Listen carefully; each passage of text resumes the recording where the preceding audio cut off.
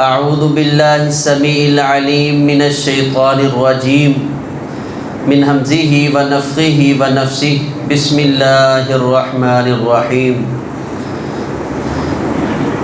تبارک الذی بیدہ الملک وهو علی کل شیء قدیر وقال النبی صلی اللہ علیہ وسلم ان للہ 99 اسما من احصاها دخل الجنہ او کما قال علیہ الصلاۃ والسلام۔ اللہ تبارک و تعالی اپنے اسماء و صفات میں تنہا اور یکتا ہے۔ اللہ تبارک و تعالی کا ذاتی نام اللہ ہے، اور اس کے علاوہ ان گنت اللہ تبارک و تعالیٰ کے لیے نام ہے، جیسا کہ حدیث حاجت میں رسول اللہ صلی اللہ علیہ وسلم کا ارشاد ہے کہ کسی غم اور پریشانی میں انسان اپنے رب سے عجز و انکساری ظاہر کرتے ہوئے اللہم انی عبدک وابن عبدک وابن امتک ناصیتی بیدک ماض فی حکمک عدل فی قضاؤک اسألک بکل اسم هو لک سمیت بہ نفسک۔ اے اللہ، میں تجھ سے آج سوال کرتا ہوں تیرے ناموں کا واسطہ دے کر، ہر وہ نام جو تو نے اپنے نفس کا، اپنی ذات کا رکھ لیا ہے، او انزلتہ فی کتابک، یا تو نے ان کو اپنی کتابوں میں نازل کیا ہے، او علمتہ احدا من خلقک، یا اپنی مخلوق میں سے کسی کو وہ نام سکھا دیے ہیں، او استأثرت فی علم الغیب عندک، یا تو نے علم غیب کے اندر اپنے پاس ان اپنے اسماء و صفات کو چھپا کے رکھا ہوا ہے۔ ان تجعل القرآن ربیع قلوبنا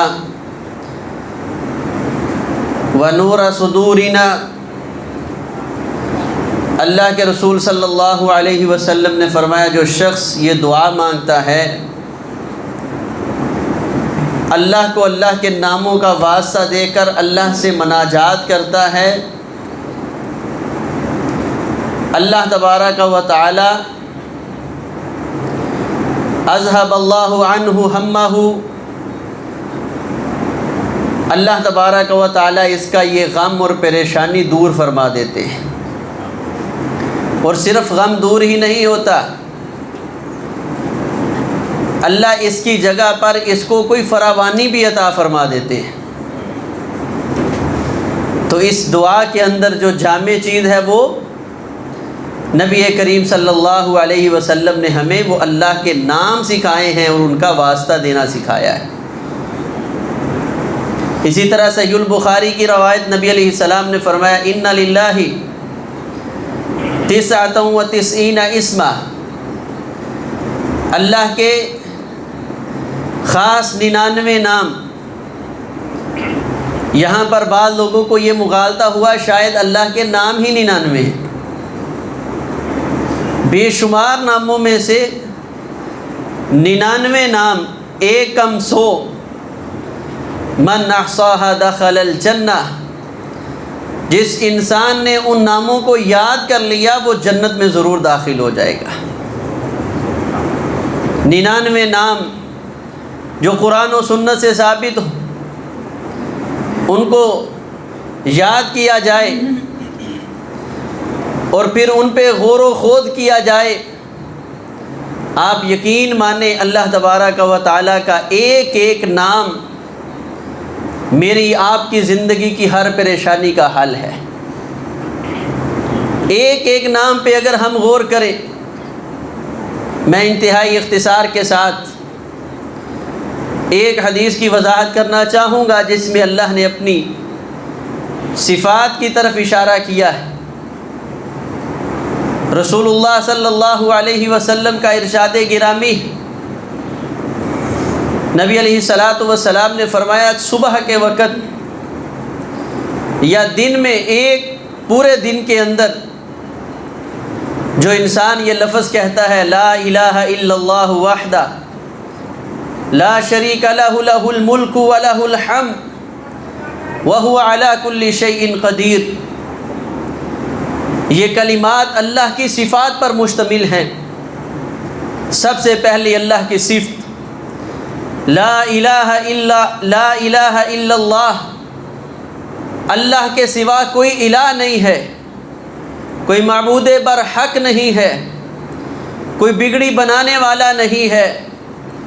اللہ تبارک و تعالیٰ کے ساتھ اپنے تعلق کو مضبوط کر لیتا ہے، مانتا ہے میری غمی خوشی کا مالک صرف میرا رب ہے، مجھے فراوانیاں ملی ہیں یہ میرے رب کا فضل ہے، اگر میرے اوپر مشکل آئی ہے تو میرے رب کی طرف سے میرا امتحان ہے۔ نہ خوشی میں اکڑ کے اپنے رب سے تعلق توڑتا ہے، نہ غمی میں بدحال ہو کر بد دل ہو کر مایوسی اپنے دل و دماغ میں پھیلا کر اپنے رب سے دل توڑتا ہے، تعلق توڑتا ہے۔ یہ انسان جس کو اللہ کے ساتھ اپنے تعلق کی معرفت ہو گئی اور اس کے ساتھ وہ یہ بات ذہن میں رکھتا ہے وحدہ لا شریک لہ، وہ اکیلا ہے، اپنی صفات میں اکیلا ہے، اپنی ذات میں اکیلا ہے، اپنے اختیارات میں اکیلا ہے، اپنے کمالات میں اکیلا ہے، لا شریک لہ، اس کا کوئی شریک نہیں۔ رسول اللہ صلی اللہ علیہ وسلم کی اس حدیث پر غور کریں، مسند احمد میں ہے، صحیح ہے۔ اللہ کے محبوب پیغمبر علیہ الصلاۃ والسلام نے فرمایا میرے صحابہ، ایک شخص ایک مکھی کی وجہ سے جنت میں چلا گیا اور ایک شخص ایک مکھی کی وجہ سے جہنم میں چلا گیا۔ کیوں؟ فرمایا بنی اسرائیل میں دو انسان تھے، چلتے جا رہے، راستے میں ایک تھان آ گیا، بت خانہ آ گیا، اللہ کے شریک بنا کر یہ مجاور بیٹھے ہوئے تھے۔ انہوں نے ان دونوں کو، بنی اسرائیل کے ان دونوں لوگوں کو روک لیا اور کہا ہمارے علاقے کا یہ دستور ہے کہ یہاں سے گزرنا ہے تو ان کے نام کی کوئی نیاز، کوئی نظر وہ چڑھا کر آپ یہاں سے گزر سکتے ہیں۔ انہوں نے کہا ہم جانتے ہیں نظر و نیاز اللہ کے لیے ہے، اس میں کسی غیر کو ہم شریک نہیں کر سکتے اور یہ کام ہم قطعاً نہیں کریں گے۔ انہوں نے کہا اگر یہ کام نہیں تو آپ یہاں سے گزر بھی نہیں سکتے۔ پھر انہوں نے کہا کہ ہمارے پاس کوئی چیز نہیں ہے، آپ ہمیں جانے دیں۔ انہوں نے کہا نہیں، یہاں سے آپ اس وقت تک نہیں گزر سکتے جب تک کوئی چیز نہ چڑھائیں، آپ کے پاس کچھ نہیں ہے، آپ یہ مکھیاں بیٹھی ہیں اڑ رہی ہیں، یہاں سے ایک مکھی پکڑو اور وہ مکھی اس قبر کے اوپر گرا کے یہاں سے جا سکتے ہو۔ ان میں سے ایک شخص نے اس چیز کو بڑا ہلکا لیا، مکھی کی کیا حیثیت اور کیا اوقات ہے، اس نے مکھی کو پکڑا، قبر کے اوپر چڑھایا اور گزر گیا۔ دوسرا شخص وہ ضد کر کے بیٹھ گیا، ضد میں اونچ نیچ ہوئی، ان مجاوروں نے اس اللہ کے بندے کو قتل کر دیا۔ اللہ کے رسول صلی اللہ علیہ وسلم نے فرمایا اللہ کی غیرت میں یہ بندہ جو اس دنیا سے چلا گیا اپنی جان کا نذرانہ پیش کر گیا، اللہ کو اس کی یہ ادا اتنی پسند آئی، اس ایک مکھی کی وجہ سے میرے رب نے اسے جنت کا وارث بنا دیا۔ اور وہ دوسرا شخص جس نے مکھی کی حیثیت کو دیکھا، میرے رب کی صفت کو نہیں دیکھا کہ لا شریک لہ، اس کا کوئی شریک نہیں ہے، ثانی نہیں ہے، ہمسر نہیں ہے، اس اللہ کی صفات، ذات، اختیارات اور کمالات میں اس کا کوئی ساجی نہیں ہے۔ اس نے اس مکھی کو جو نظر نیاز قربانیاں اللہ کے لیے تھی غیر اللہ کے نام پر جب کی، اللہ کو اتنا غیظ و غضب آیا، میرے رب نے اس کے اوپر جنت کو حرام کر دیا اور اسے جہنم کا ایندھن بنا کے رکھ دیا۔ لا الہ الا اللہ وحدہ لا شریک لہ لہ الملک، اسی کے لیے بادشاہی ہے، وہ اللہ بادشاہ ہے، احکم الحاکمین ہے، خیر الحاکمین ہے، اس اللہ کے لیے ہر چیز کی ملکیت ہے۔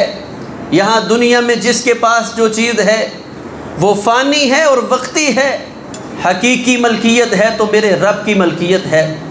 یہ تصور دل و دماغ میں پیدا ہو جائے تو انسان پھر کبھی تکبر نہیں کرتا، پھر اتراتا نہیں۔ جب یہ سمجھ آ جائے کہ یہ مال میرا نہیں ہے، میرے رب نے تقسیم کرنے کے لیے، خرچ کرنے کے لیے مجھے دے دیا ہے، اور پھر اس کی کرم نوازیاں یہ ہے کہ مال بھی اس کا، مجھے وقتی مالک بنا کے کہتا ہے خرچ کرتا جا، تجھے صلہ دے دوں گا۔ ایسے ہی جیسے تو قرض دے رہا ہے، ایسے ہی کبھی مثالیں اپنی جو ہے زراعت کے ساتھ اللہ نے ان کو دی اور کہا کہ اللہ کے راستے میں خرچ کرنے والے کی مثال کمثل حبۃ انبتت سبع سنابل، ایسے ہی ہے جیسے کوئی ایک دانہ زمین میں پھینک کے آ جاتا ہے۔ جب زمیندار زمین کے اندر دانہ پھینکتا ہے تو تصور کریں اس کے دل و دماغ میں یہ سوچ پیدا ہوتی ہے، وہ یہ کہتا ہے کہ میں زمین سے واپس لے لوں گا زبردستی، اگر اس نے نہ دیا تو میں اس سے انتقام لے لوں گا، یا اس زمین پر احسان کروں گا کہ تیرے اندر میں دانے ڈال کے گیا تھا۔ نہیں، اسی طرح بغیر کسی امید کے صرف اللہ کی رحمت کے سہارے پھینک کے چلے جاتے ہو۔ کبھی اپنے ذاتی مال کو اللہ کے بندوں کے لیے بھی اسی طرح وقف کرو اور مانو لہ الملک و لہ الحمد، ساری بادشاہی اس اللہ کے لیے ہے۔ اگر رب نے مال دیا ہے تو یہ بھی اس کی بادشاہی میں سے ہے کہ اس نے مجھے خرچ کرنے کی توفیق دے دی ہے۔ کہ کتنے بد نصیب ہیں کہ پیسہ شمار کرنے میں نہیں آتا، لیکن میرے رب کو ان کا پیسہ اچھا بھی نہیں لگتا، اور اللہ کی بارگاہ میں اور اللہ کی راہ میں میرا رب ان پیسوں کو قبول بھی نہیں کرتا۔ لہ الملک، اس اللہ کی بادشاہی جب اس کا انسان اقرار کر لے تو اس کے بعد لہ الحمد، جب یہ یقین ہے کہ اللہ کی بادشاہی ہے، یہ میرا رب مجھ سے دین کے کام لے رہا ہے، تو پھر انسان کے دل و دماغ میں، انسان کے جذبات میں اللہ کی حمد پیدا ہوتی ہے۔ اور آخر پہ فرمایا وَهُوَ عَلَىٰ كُلِّ شَيْءٍ قَدِيرٌ، اللہ ہر چیز پر قادر ہے۔ یہ اللہ کی ایسی صفت ہے کہ وہ اللہ قدیر ہے، وہ اللہ قادر ہے، وہ اللہ مقتدر ہے۔ میرا رب فرد افراد کا محتاج نہیں ہے، اللہ اسباب کا محتاج نہیں ہے، اللہ ذرائع کا محتاج نہیں ہے۔ وَهُوَ عَلَىٰ كُلِّ شَيْءٍ قَدِيرٌ، وہ ہر چیز پہ قدرت رکھنے والا ہے۔ یہ یقین پیدا ہو جائے انسان پھر دنیا میں پریشان نہیں ہوتا۔ ہم یہی سمجھتے ہیں کہ دنیا میں انسان مر جائے تو بس ختم ہو گیا، لیکن اللہ تبارک و تعالیٰ نے اپنی قدرت کا مظہر حضرت عزیر علیہ السلام کا واقعہ ذکر کیا اور فرمایا او کالذی مر علی قریۃ وہی خاویۃ علی عروشها، ہمارے پیارے نبی عزیر علیہ السلام ایک بستی سے گزرے، بستی کے اوپر نظر پڑی، ملیا میٹ ہوئی، وہاں بسنے والا کوئی نہیں، خاویۃ علی عروشها، جو اس کی چھتیں وہ بنیادوں کے ساتھ آ کے لگی ہوئی۔ وہاں کھڑے کھڑے حضرت عزیر علیہ السلام نے تعجب کیا اور اظہار قدرت کے لیے اللہ کی قدرت، کیونکہ نبی کامل ایمان ہوتے ہیں، اللہ کی ذات پہ اعتراض نہیں، کمال قدرت کا اظہار کیا۔ انا یحیی ہذہ اللہ بعد موتها، میرا رب اس بستی کے بنجر ختم ہو جانے کے بعد بھی اس کے اندر بہاریں پیدا کرے گا۔ یہاں پر یہ بات ذہن میں رکھیں، میرے رب نے یہ ایک حقیقی بستی کی مثال دے کے مجھے آپ کو کیا سمجھایا ہے کہ ظاہری طور پر زندگی کے سارے اسباب بند ہو جائیں، جو چیز اس کے لیے سہارا تھی وہ اس کے لیے وبال جان بن جائے، لیکن یہ ذہن میں رکھنا وَهُوَ عَلَىٰ كُلِّ شَيْءٍ قَدِيرٌ، وہ رب اب بھی قادر ہے کہ یہ تیرے سارے اسباب بند ہو چکے ہیں، وہ تیری زندگی میں اب بھی بہار پیدا کر سکتا ہے، وہ اسباب کا محتاج نہیں ہے۔ اللہ فرماتے ہیں جب اظہار تعجب کیا فَأَمَاتَهُ اللَّهُ مِئَةَ عَامٍ، اللہ تبارک و تعالیٰ نے فرمایا پھر ہم اپنی قدرت کا اظہار یوں بھی کرتے ہیں، وہیں عزیر علیہ السلام کو 100 سال موت دی، 100 سال تک لیٹے رہے، سوئے ہوئے، فوت ہوئے اس دنیا سے رحلت فرما گئے۔ 100 سال کے بعد اللہ تبارک و تعالیٰ نے اٹھایا اور کہا عزیر ذرا یہ بتائیں کم لبثت، کتنی دیر ٹھہرا ہوں؟ فرمانے لگے لبثت یوما او بعد یوم، یا ایک دن یا ایک دن کا کچھ حصہ ہی گزرا ہے۔ اللہ تبارک و تعالیٰ فرمانے لگے نہیں، بلکہ آپ یہاں پر 100 سال ٹھہرے۔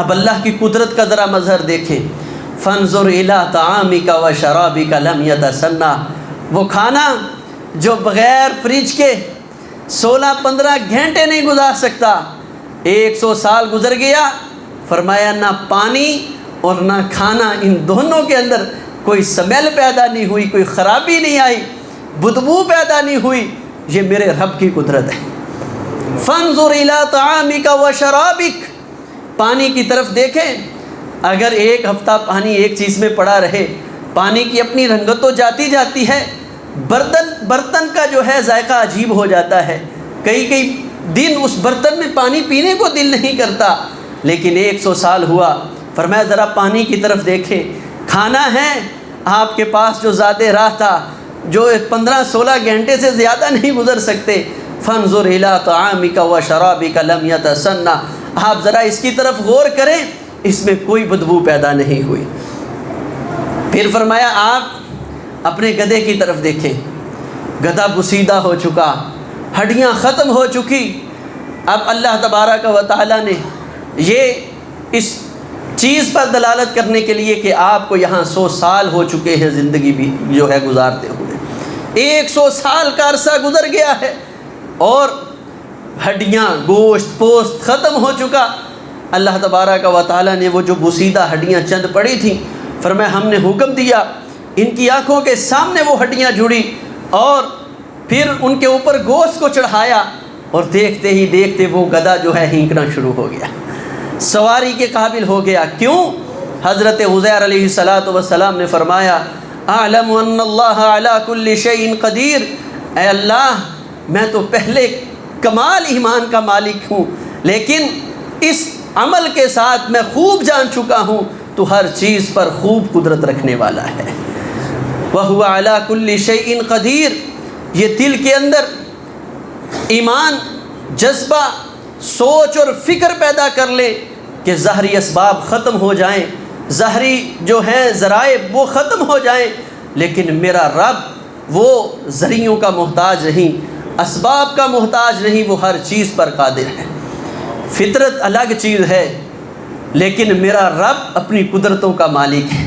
فطرت تو یہ ہے کہ ماں باپ سے اولاد پیدا ہوتی ہے، لیکن قدرت اس کی یہ ہے کہ بغیر باپ کے حضرت عیسیٰ کو پیدا کر دے۔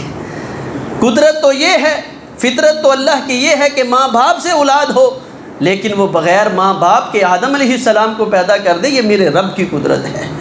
بے شمار اس چیز کی مثالیں آپ کو مل جائیں گی، اور اللہ کی قدرت کا انکار کرنے والے جو جلد بازی اختیار کرتے ہیں، جو ظاہر کو مد نظر رکھتے ہیں، اللہ کی حکمتوں کو پہچاننے کی کوشش نہیں کرتے، حقیقت میں یہ لوگ اللہ کی قدرت کا انکار کرنے والے ہیں۔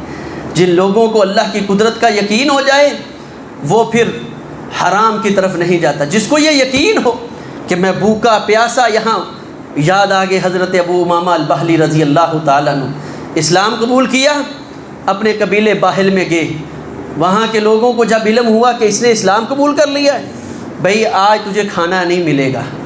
اچھا کھانا نہیں ملے گا، میں سفر کر کے آیا ہوں، باہل قبیلہ کہاں، مدینہ کہاں، کئی دنوں سے چلتا بھوکا پیاسا پہنچا ہوں، بہت بھوک لگی ہے۔ اچھا ایسے کر، اگر تو نے کھانا کھانا ہے تو اس سے پہلے یہ رگوں کا بہا ہوا جانور کا خون ہمارے پاس ہے، اس کو پی، پھر تجھے کھانا ملے گا۔ فرمانے لگے میرے رب نے یہ دم مسفوح میرے اوپر حرام کر دیا ہے، اس کو نہیں کھاؤں گا۔ اب ظاہری تو چیز یہ تھی کہ اپنی جان بچانے کے لیے، ہیلے ہیں نا میرے اور آپ کے پاس، باتیں ہیں، اللہ کی قدرت کا یقین نہیں ہے، کمال قدرت کا یقین۔ حضرت ابو امامہ الباہلی رضی اللہ تعالیٰ عنہ فرمایا میرے رب نے حرام کیا ہے، اگر تم حلال نہیں دو گے یا حلال کے ذریعے حرام کے ذریعے حلال دینے کی کوشش کرو گے تو ابو امامہ کبھی یہ حلال اس طریقے کے ساتھ حاصل کرنے کی کوشش نہیں کرے گا۔ چھوڑا بستی سے باہر آگے، فرماتے میں ابھی لیٹا ہوں، میرے پاس ایک شخص دودھ کا پیالہ لے کر آیا، دودھ کا پیالہ پیا۔ ادھر سے قوم کے سرداروں نے کہا یار بندہ تو ہمارا ہے، قوم کا ایک فرد ہے، اس کو ہم نے بھوکے پیاسے چھوڑ دیا، جاؤ وہ کھانا لے کر آگے، پانی لے کر آگے۔ ابو امامہ تو ضدی کر گیا، یار کھانا کھا۔ فرمانے لگے مجھے اللہ کی قسم ہے اب تمہارے کھانے اور پینے کی مجھے ایک ذرہ برابر بھی ضرورت نہیں۔ جس رب کے لیے میں نے حرام کو چھوڑا تھا وہ اس بات پہ قادر ہے، اس نے میرے لیے حلال کا انتظام کر دیا۔ حتیٰ کہ پوری قوم اکٹھی ہو گئی۔ حضرت ابو امامہ فرماتے ہیں میں نے ان کو وہ پیالہ، میں نے کہا جس رب کے لیے میں نے حرام کو چھوڑا تھا میرے رب نے وہ دودھ کا پیالہ مجھے حلال طریقے سے دیا ہے۔ یہ کرامت دیکھ کر پورے کا پورا باہل قبیلہ جو ہے وہ مسلمان ہو گیا۔ تبارک الذی بیدہ الملک، وہ اللہ بابرکت ذات ہے جس کے ہاتھ میں ساری کائنات کا نظام ہے، بادشاہی ہے۔ وَهُوَ عَلَى كُلِّ شَيْءٍ قَدِيرٌ، اسباب کے محتاج میں اور آپ ہیں، ذرائع کے محتاج میں اور آپ ہیں۔ میرے رب کی قدرت ما فوق الاسباب ہے۔ جب ساری زندگی کے راستے بند ہو جائیں پھر کبھی ذہن میں رکھنا کہ پانی میں لوگ ڈوبتے ہیں لیکن وہ رب قادر ہے کہ موسیٰ اور بنی اسرائیل کو اسی پانی سے گزار کے جو ہے کراس کروا دیتا ہے۔ وَهُوَ عَلَى كُلِّ شَيْءٍ قَدِيرٌ، وہ اس چیز پہ قادر ہے۔ جب فرعون نے بچوں کو قتل کرنا چاہا تو فرعون کے گھر میں موسیٰ کو جو ہے پالا پوسا، بڑا کیا، جوان ہوئے۔ وہ میرا رب اس بات پہ قادر ہے، اس کی قدرت کا انکار نہیں ہو سکتا۔ اور وہ بندہ ہمیشہ مایوس ہوتا ہے جو اپنے رب کی قدرت کا انکار کر بیٹھتا ہے، ظاہر پہ یقین کر لیتا ہے۔ یہ ذہن میں رکھیں وہ میرا رب قادر ہے، وہ اللہ قدیر ہے، وہ اللہ مقتدر ہے، وہ ہر وقت میرا رب اپنے بندوں کی ضرورتوں کو پورا کرنے والا ہے۔ اس اللہ کے خزانوں میں کوئی کمی نہیں ہے۔ یقین کے ساتھ رب سے مانگنے کی ضرورت ہے، اللہ کے سامنے جھکنے کی ضرورت ہے۔ کبھی بیٹھ کے آدھے گھنٹے کا اپنے رب کے سامنے سجدہ کر اور اس میں یہ پڑھ لا الہ الا اللہ وحدہ لا شریک لہ لہ الملک ولہ الحمد وَهُوَ عَلَى كُلِّ شَيْءٍ قَدِيرٌ۔ اس ایک سجدے کے بعد کوئی ضرورت باقی رہ جائے تو پھر کہنا رب سے مانگنے کی ضرورت ہے، رب کے ساتھ تعلق مضبوط کرنے کی ضرورت ہے، اس رب کی صفات پہ یقین رکھنے کی ضرورت ہے۔ میرا رب آج بھی قادر ہے اپنے بندوں کی ضرورتوں کو پورا کرنے پر۔ اللہ تبارک و تعالی ہمیں صحیح معنوں پہ اپنے رب کی معرفت حاصل کرنے کی توفیق عطا فرمائے۔ اقول قولی ھذا استغفر اللہ لی ولکم ولسائر المسلمین۔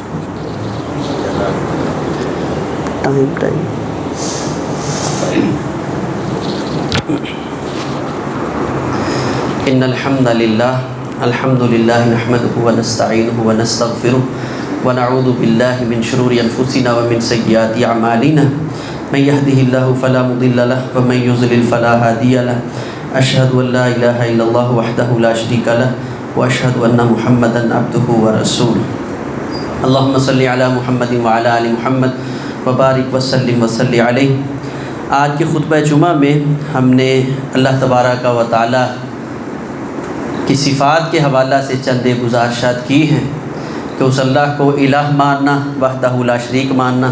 ٹائم کی قلت کی وجہ سے اس حدیث کو مکمل نہیں کر سکے، انشاءاللہ اگلے جمعے ان الفاظ کی برکات اور فیوز کیا ہے جو انسان پڑھتا ہے وہ ذکر کریں گے۔ ابھی صرف اس کا ترجمہ کرنے کی کوشش کی ہے اور اس میں بنیادی جو نقطہ ہے وہ اللہ قادر اور قدیر اور مقتدر ہے۔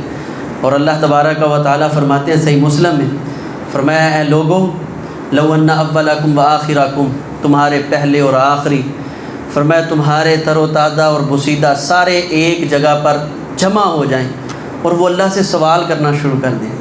اللہ ہر ایک کی ضرورت کو اس کے جو خواہش اور تمنا ہے اس کے مطابق پورا کرتا جائے، جو سوال کرے۔ تو اللہ تعالیٰ فرماتے ہیں میرے خزانوں میں اتنی بھی کمی نہیں آتی جیسے سمندر میں تم سوئی کو ڈبو اور اس کے ساتھ پانی لگ جائے جتنی سمندر میں کمی آئی ہے۔ وہ میرا رب اتنی قدرتوں کا مالک ہے۔ اللہ کے ساتھ تعلق کو مضبوط کریں، اور یہ یقین کے ساتھ کہ وہ قادر اور قدیر اور مقتدر ہے، اللہ کو اللہ کی صفت کا واسطہ دے کر۔ ہمارے ایک ساتھی ہیں فیصل آباد سے، وہ بتاتے پہلے میرے پاس 3 بیٹیاں تھیں، تو جب اللہ نے چوتھی مرتبہ رحمت کی تو ڈاکٹر نے پھر بتایا 7واں مہینہ ہے کہ جی بیٹی کے چانس ہیں اس بار میں۔ تو فرماتے میں نے پھر اگلے جو 2 ماہ تھے اس میں ہر وقت اللہ سے یہی کہنا، تو قادر ہے، تو قدیر ہے، تو مقتدر ہے، مجھے بیٹے کی ضرورت ہے، تیرے خزانوں میں کمی کوئی نہیں۔ کہتے وہ بار بار یہی ڈاکٹر کہتی کہ نہیں بیٹی ہے بیٹی ہے، لیکن جب ولادت ہوئی تو وہ میرے رب نے مجھے بیٹا عطا کر دیا۔ تو وہ رب قادر اور قدیر اور مقتدر ہے، صرف اس کے ساتھ تعلق جوڑنے کی ضرورت ہے۔ اللہ سے دعا ہے اللہ ہمیں صحیح معنوں میں اپنے رب کے ساتھ تعلق مضبوط کرنے کی توفیق عطا فرمائے۔ اقول قولی ھذا استغفر اللہ لی ولکم ولسائر المسلمین۔